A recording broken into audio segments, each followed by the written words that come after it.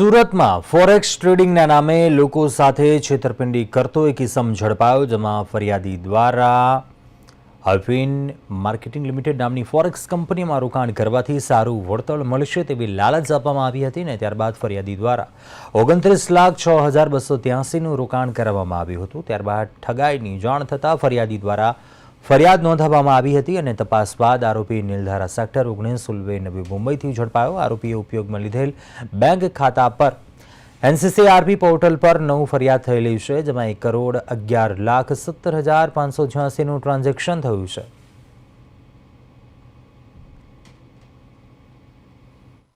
11/2025ના રોજ cyber crime police સ્ટેશનમાં એક ગુના નોંધવામાં આવી હતી, જેમાં જે ફરિયાદી છે એક સિનિયર સિટીઝન છે અને એમની જિંદગીની જે આખી કમાઈ હતી, જેમાં પૂંજી હતી, એ બધા એમને એક ઇન્વેસ્ટમેન્ટ ફ્રોડમાં નાખીને એમની સાથે એક છેતરપિંડી કરવામાં આવ્યો હતો। જાન્યુઆરી 2025માં પછી એ લોકોએ સામેવાળાએ કોઈ પણ પૈસા એ લોકોને ફરિયાદીને તરત નથી આપી અને એમની સાથે છેતરપિંડી કરી।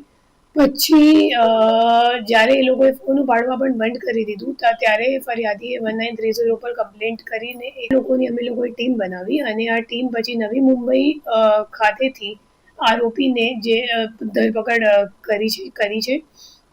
આરોપીને પૂછપરછ કરતા અમે લોકો, આરોપીનું નામ શહેબાઝ શેખ છે અને એમને પૂછપરછ કરતા અમે લોકોને ખબર પડી કે ખરેખર એ પોતે કોઈની જે તમામ આઈડિયા છે એમનું જ છે અને એ લોકો એક કોલ સેન્ટર જેવું ખારઘરમાં ચલાવતા હતા નવી મુંબઈમાં।